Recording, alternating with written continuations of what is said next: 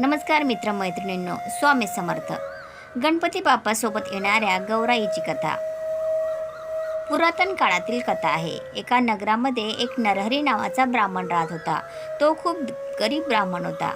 तो दारोदारी भिक्षा मागत असे. मिळणाऱ्या भिक्षेतूनच त्याचा उदरनिर्वाह चालत असे. तो देवाची मनोभावे पूजा करत असे. कष्ट करायला तर तो कधीही मागे पुढे पाहत नसे. कोणतेही सणासुदीला देखील त्याच्या घरी गोडधोड बनवण्यापुरतं देखील धान्य नसे. त्याच्या घरी 18 विश्व दारिद्र्य होतं. त्यामुळे तो खूप दुःखी होता. त्याच्या मनी नेहमी येत असे की आपल्याकडे देखील इतरांसारखं धनधान्याची समृद्धी असावी, आपली मुलं देखील लाडाकोडात वाढावी. पण असं काही होतच नव्हतं. पावसाचे दिवस सुरू होते. भाद्रपद महिना आला. त्याच्या गावात सगळीकडे आनंदाचं वातावरण होतं. घरोघरी गणपती आले होते. आता गौरी येणार होत्या. गौरी यायच्या दिवशी त्याची मुले अंगणामध्ये खेळत होती. तेव्हा त्यांनी पाहिलं की वाजत गाजत बायका गौरी आपल्या घरी घेऊन जात आहे. त्या बायकांचा उत्साह आणि आनंद पाहून मुलं खूप आनंदित झाली आणि त्यांनाही वाटलं की आपल्या घरी देखील आजच गौरी आणायला पाहिजे. मुलं घरी आली. त्यांनी आईला सांगितलं, आई आई आपल्या घरी गौर आण. तेव्हा मुलांचं बोलणं ऐकून ती देखील आनंदित झाली, पण थोडा विचार करून म्हणाली, बाळांनो, गौरी आणून काय करू? गौरी घरी आणल्यावरती तिची पूजा अर्चा करावी लागते. तिला घावन घातल्याचा नैवेद्य दाखवावा लागतो. पण आपल्या घरात तर काही नाही. तुम्ही बापाजवळ जा. त्यांना बाजारातून सामान आणायला सांगा. सामान आणलं म्हणजे गौरी आणू. मुलं लगेचच आनंदाने तेथून उठली. बापाकडे आली. त्याला बोलू लागली, बाबा बाबा बाजारात जा आणि घावन घातल्याचं सामान आणा, म्हणजे आई गौरी आणेल. मुलांचा उत्साह बघून बापांना घरात चौकशी केली. तेव्हा त्याच्या बायकोला सांगितलं की मुलं बाहेरील आनंदी वातावरण बघून आपण देखील गौरी आणावी असं म्हणत आहे. पण घरात काही नसल्यामुळे मी त्यांना तसं स्पष्ट सांगू शकले नाही. म्हणून मी त्यांना तुमच्याकडे पाठवलं. ते ऐकून तो बिचारा ब्राह्मण मनात खूपच दुःखी झाला.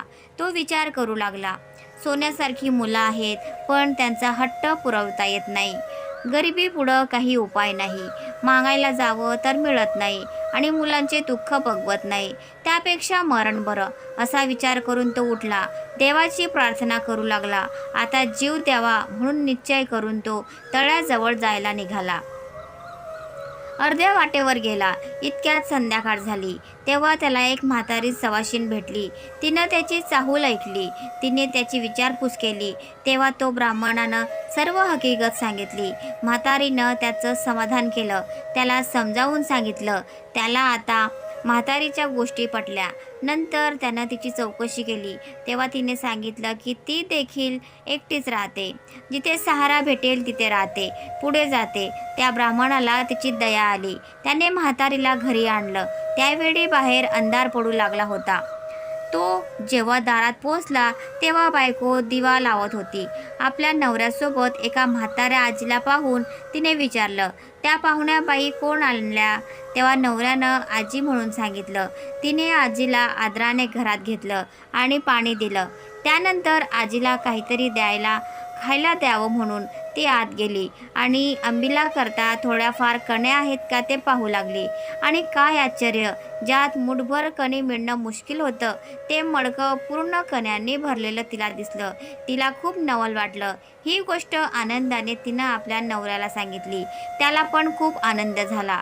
तिनं त्याची भरपूर पेज केली. सगळ्यांनी आज पोटभर पेज खाल्ली.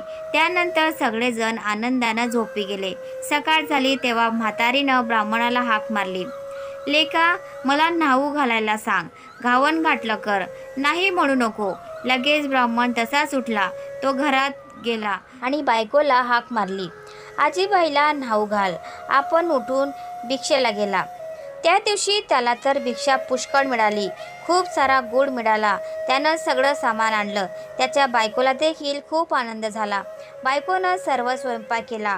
आजीला जेवायला दिलं. मुलं बाळंसुद्धा पोटभर जेवली. त्यानंतर म्हातारीनं ब्राह्मणाला हाक मारली, उद्या जेवायला खीर कर असं सांगितलं. तेव्हा ब्राह्मण म्हणाला, आजी माझ्याकडे काही म्हशी नाहीत, पैसाही नाहीत, तर दूध कुठून आणू आणि खीर कशी बनवू? तशी म्हातारी म्हणाली, तू काही काळजी करू नको. आता उठ आणि जितक्या गाई म्हशी पाहिजे असतील तितके खुंटपूर, तितक्यात दावी बांध. संध्याकाळी गोरज मुहूर्तावर गाई म्हशींची नावे घेऊन हाका मार, म्हणजे त्या येतील. तुझा गोठा भरेल, त्यांचं दूध काढ. ब्राह्मणाला आश्चर्य वाटलं, पण त्यानं तसंच केलं. संध्याकाळी गाई म्हशींना हाका मारल्या. तशा जितके खुंट बांधले होते तितक्या गाई म्हशी धावत आल्या. ब्राह्मणाचा गोठा गाई म्हशींनी भरून गेला. ब्राह्मण नवरा बायकोला आणि मुलांना खूप आनंद झाला. ब्राह्मणाने त्याचं दूध काढलं. दुसऱ्या दिवशी खीर केली. संध्याकाळ झाली तशी म्हातारी म्हणाली, लेका मला आता पोस्ती कर. तेव्हा ब्राह्मण म्हणू लागला, आजी तुमच्या कृपेनं मला आता सगळं प्राप्त झालं. आता तुम्हाला पोस्ती कशी करू? तुम्ही माझ्या घरात पाऊल ठेवलं आणि माझं घर समृद्धीनं भरून गेलं. तेव्हा म्हातारी म्हणाली, तू काही घाबरू नको. माझ्या आशीर्वादाने तुला काही कमी पडणार नाही. ज्येष्ठा गौर म्हणतात ती मीच. मला आज पोस्ती कर. तेव्हा ब्राह्मण म्हणाला, हे दिलेलं असंच वाढावं असा काही उपाय सांग. तेव्हा गौरीने सांगितलं, तुला येताना वाढू देईल ती साऱ्या घरभर टाक, हंड्यावर टाक, मडक्यांवर टाक, पेटीत टाक, गोठ्यात टाक. असं केलं म्हणजे कधी कमी होणार नाही. ब्राह्मणानं बरं म्हटलं. तिची पूजा केली. गौरी प्रसन्न झाली. तिनं आपलं व्रत सांगितलं. भाद्रपद महिन्यात तळ्याच्या पाडी जावं, 2 खडे घरी आणावे, ऊन पाण्यानं धुवावे. ज्येष्ठा गौर व कनिष्ठा गौर म्हणून त्यांची स्थापना करावी, त्यांची पूजा करावी. दुसरे दिवशी घावन गोड, तिसरे दिवशी खीरपोळीचा नैवेद्य दाखवावा. सवाष्णीची ओटी भरावी, त्यांना जेवू घालावं. संध्याकाळी हळदी कुंकू वाहून बोळवण करावी, म्हणजे त्याला अक्षय सुख मिळेल, सतत संपत्ती मिळेल. ही साठा उत्तराची कहाणी 5 उत्तरी. देवाच्या दारी, गाईच्या गोठी, पिंपळाच्या पारी, सुफूळ संपूर्ण. दुसरी आख्यायिका. समुद्र मंथन या लेखात सांगितल्याप्रमाणे मंथनातून श्री महालक्ष्मी आणि तिची बहीण श्री अलक्ष्मीचा जन्म झाला. श्री महालक्ष्मी म्हणजे येणारे धन, म्हणजे श्री महालक्ष्मी, आणि श्री अलक्ष्मी म्हणजे येणारे धन जो खर्च होतो त्या खर्चाला श्री अलक्ष्मी असे म्हणतात.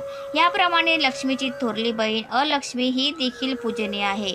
या संदर्भातील प्राचीन आख्यायिका अशी आहे. समुद्र मंथनातून अनेक रत्नांबरोबर लक्ष्मी हे रत्न निघाले. साक्षात श्री विष्णूंनी श्री लक्ष्मीचा पत्नी म्हणून स्वीकार करण्याचा निश्चय केला. त्यावेळी आपल्या ज्येष्ठ भगिनीचा विवाह झाल्याशिवाय आपण विवाह करणार नाही असे श्री लक्ष्मीने सांगितल्यावर विष्णूने तिचा विवाह एका तपस्वीशी लावून दिला. पण श्री अलक्ष्मीचे उपद्रवी अवगुणामुळे तो तपस्वी वनात पडून गेला. तेव्हा श्री अलक्ष्मी अश्वस्थ पिंपळाचे झाड वृक्षाखाली रडत बसली. तिथून श्री विष्णू जात असता त्यांनी तिला रडताना पाहिले. तिची हकीकत ऐकून त्यांनी तिचे सांत्वन केले व तिला 3 वरही दिले. पहिला वर, जिथे भक्तीचा अभाव, आळस, व्यसनिष्ठता, नास्तिकता, अधर्म असेल तिथे तिने वास्तव्य करावे. दुसरा वर, शनिवारी अश्रवस्थाव प्रदक्षिणा घालणाऱ्या तिने पीळा देऊ नये.